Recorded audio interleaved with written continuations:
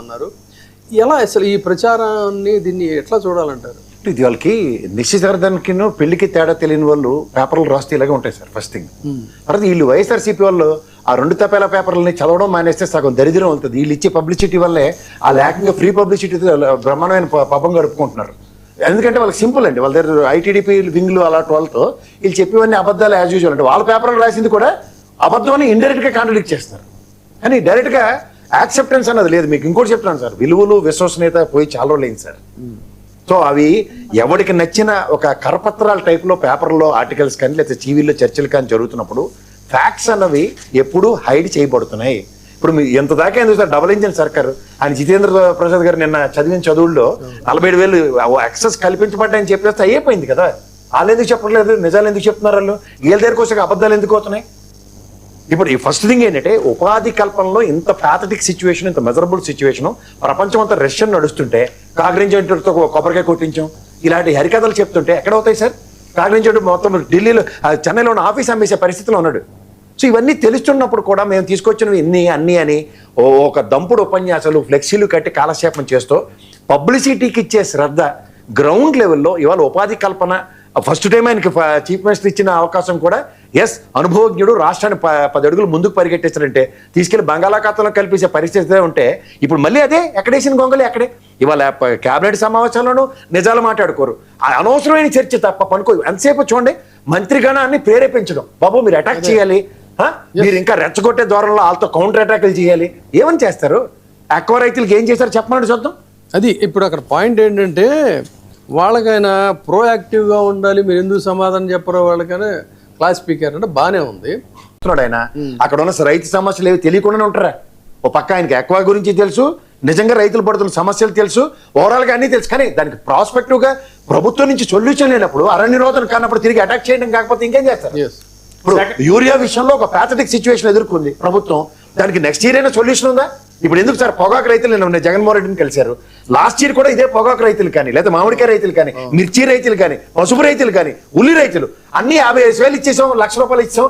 కేంద్ర ప్రభుత్వం కుమారస్వామి గారు రాసినట్టు మేము ఉత్తరం రాసిన ఎక్స్ట్రా రూపాయలు తీసుకొచ్చున్నారు. ఇవాళ ఎన్ని పల్ప్ యూనిట్లు చిత్తూరు జిల్లాలో ఓపెన్ అయ్యి చెప్పమని చూద్దాం స్టాటిస్టిక్స్. వీటి మీద ఎక్కడ ప్రభుత్వ కార్యాచరణ లేకుండా ఏమనంటే గల్ఫ్ యుద్ధమా? గల్ఫ్ యుద్ధం అవుతుంటే తిండి తిప్పలు మానేశారు అందరూ.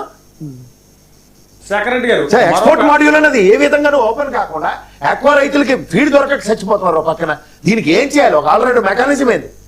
శేఖర్ రెడ్డి గారు, చేనేత కార్మికులకి అదే నేతన్న భరోసా ఇస్తున్నారు కదా, అది 25,000 చొప్పున ఆర్థిక సాయం. అది ఇప్పుడు ఏంటంటే కండిషన్ అది పెట్టినట్టు 50 ఏళ్ళ లోపు ఉన్న వాళ్ళకి, పైగా బీపీఎల్ కుటుంబాలకి. దీన్ని ఎలా చూడాలి? ఇంకా అల్ల దానికి ముడిపెట్టలేదు. చూడండి, సంతోషించండి. వాళ్ళు 20,000 కుటుంబాలను ఐడెంటిఫై చేశారు. ఏజ్ కూడా ఏదో 50 years ఏజ్ రిస్ట్రిక్షన్.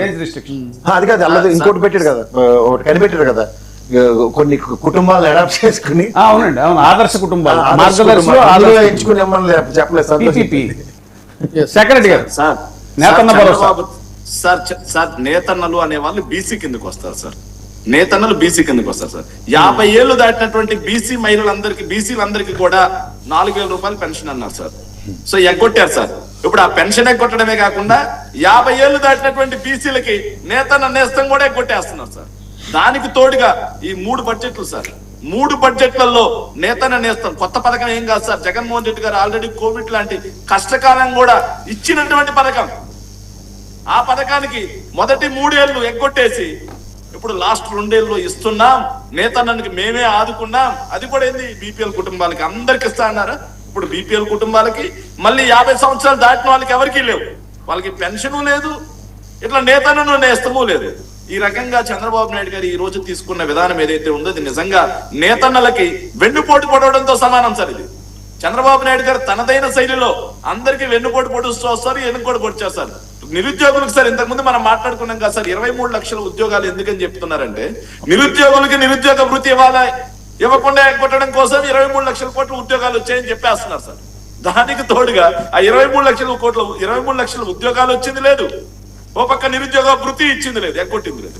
ఇక మహిళలకు చూస్తే ఎక్కడైతే ఈ క్యాబినెట్ లో అయినా పాపం మహిళలకి జగన్మోహన్ రెడ్డి గారు కోవిడ్ లాంటి కష్టం ఉన్నా సరే సార్, చేయూత, ఆసరా, తోడు లాంటి పథకాలతో మహిళల మొహాల్లో, మహిళల ఇళ్లలో సంతోషాలు నింపారు.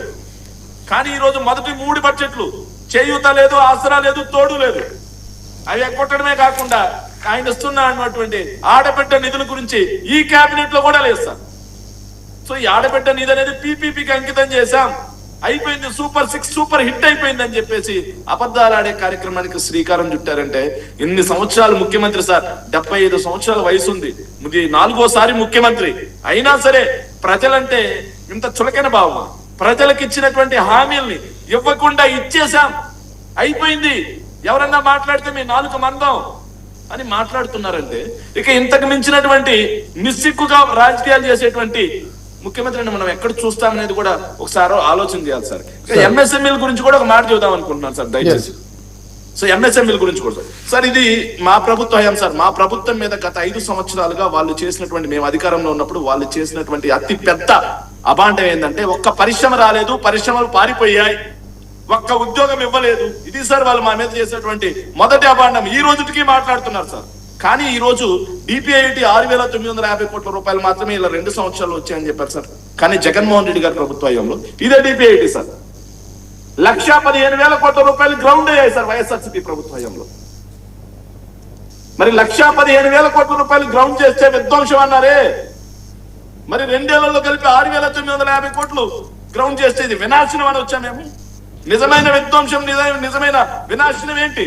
ఇక ఎంఎస్ఎంఈలు సార్, చంద్రబాబు నాయుడు గారే దుర్మార్గమైన అంశం ఏంటంటే మొన్న బడ్జెట్ లో socio economic survey sir, page number 379 sir. దీంట్లో జగన్మోహన్ రెడ్డి గారు 5 ఏళ్లలో 4,77,062 ఎంఎస్ఎంఈలు కల్పన ద్వారా 32,79,770 మందికి ఉపాధి లభించిందని చంద్రబాబు నాయుడు గారు మాకు స్టాంప్ గుర్తు ఇచ్చారు సార్ ఆయన బడ్జెట్ లో.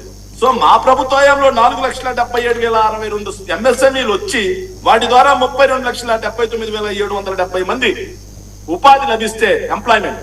ఈ ప్రభుత్వంలో ఏమి దుర్మార్గం అంటే ఎప్పటికప్పుడు మనం చూసాం సార్. ఈ ప్రభుత్వంలో ఏదైతే ఈ రాటమంట పోనిచ్చి పోవటం సార్ 4,520 ఎంఎస్ఎంఈలు మూతపడటంతో 48,477 మంది ఉపాధి కోల్పోయారు సార్. మరి అంతమంది ఎంఎస్ఎంఈలు పెట్టించి ఉపాధి కల్పించిన మేమే విధ్వంసకారులమా? ఇంతమంది ఫ్యాక్టరీలను ఎత్తేపిచ్చి వాళ్ళ ఉపాధి వాళ్ళ పట్టగొట్టించిన చంద్రబాబు నాయుడు విజనరీనా సార్? తర్వాత ఈ క్యాబినెట్ ముఖ్యమైనటువంటి అంశం, శ్రీకాకుళంలోని బ్రహ్మకుమారి సంస్థకు మున్సిపల్ స్థలాల లీజును కొనసాగించేందుకు ప్రభుత్వం అనుమతినిచ్చింది. అలాగే 50 కోట్ల నిధుల మంజూరుకు ఇది పుష్కరాల బందోబస్తు 50 కోట్లు. తర్వాత వివిధ సంస్థలకు